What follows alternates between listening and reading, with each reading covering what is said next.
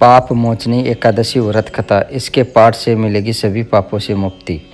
पाप मोचनी एकादशी को लेकर मान्यता है कि इस व्रत को करने से व्यक्ति को सभी पापों से मुक्ति मिलती है। साथ ही एकादशी का व्रत करने से व्यक्ति को मोक्ष की प्राप्ति होती है और व्यक्ति जन्म मरण से मुक्त हो जाता है। यहाँ पढ़े पाप मोचनी एकादशी व्रत की कथा। युधिष्ठिर ने पूछा, भगवान चैत्र कृष्ण पक्ष की एकादशी का क्या नाम है, यह बताने की कृपा कीजिए। भगवान श्री कृष्ण बोले, राजेंद्र सुनो, मैं इस विषय में एक पापनाशक उपाख्यान सुनाऊंगा जिससे चक्रवर्ती नरेश माधनता के पूछने पर महर्षि लोमस ने कहा था। माधनता बोले, भगवान मैं लोगों के हित को इच्छा से यह सुनना चाहता हूँ कि चैत मास के कृष्ण पक्ष में किस नाम की एकादशी होती है, उसकी क्या विधि है तथा उसमें किस फल की प्राप्ति होती है। कृपया ये सब बातें बताइए। लौसम जी ने कहा, नरप श्रेष्ठ, पूर्व काल की बात है। अप्सराओं से सेवित चैत्र रथ नामक वन में, जहाँ गंधर्वों की कन्याएं अपने किंकरों के साथ बाजे बजाती हुई विहार करती है, मनुगोसा नामक अप्सरा मुनिवर मेधावी को मोहित करने के लिए गई। वे महर्षि उसी मेधावी को मोहित करने के लिए गई। वे महर्षि उसी वन में रहकर ब्रह्मचर्य का पालन करते थे। मंजुगोसा मुनि के भय से आश्रम से एक कोस दूर ही ठहर गई और सुंदर ढंग से वीणा बजाती हुई मधुर गीत गाने लगी। सुनी श्रेष्ठ मेधावी घूमते हुए उधर जा निकले और उस सुंदरी अप्सरा को इस प्रकार गान करते देख सेना सहित कामदेव से परास्त होकर बरबस मोह के वशीभूत हो गए। मुनि की ऐसी अवस्था देख मनुगोसा उनके समीप आई और वीणा नीचे रखकर उनका आलिंगन करने लगी। मेधावी भी उसके साथ रमण करने लगे। कामवश रमण करते हुए उन्हें रात और दिन का भी मान न रहा। इस प्रकार मुनि जनोचित सदाचार का लोप करके अप्सरा के साथ रमण करते उन्हें बहुत दिन व्यतीत हो गए।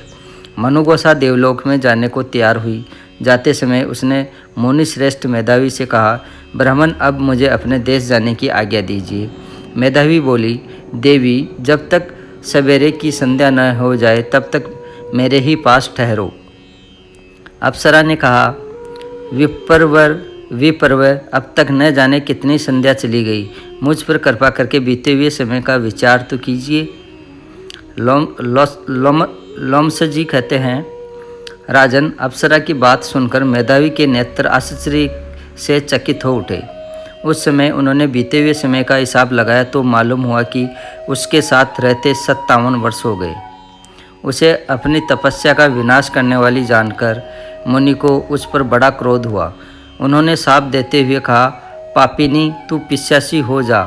मुनि के शाप से दंग होकर वह विनय से नतमस्तक हो बोली, विप्रवर मेरे शाप का उद्धार कीजिए। 7 वाक्य बोलने या 7 पद साथ साथ चलने मात्र से ही सत्पुरुषों के साथ मैत्री हो, साथ साथ चलने मात्र से ही सत्पुरुषों के साथ मैत्री हो जाती।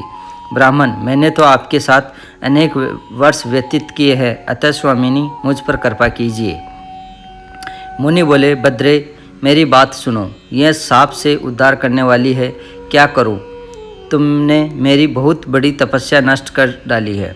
चैत्र कृष्ण पक्ष में जो शुभ एकादशी आती है उसका नाम है पाप मोचनी।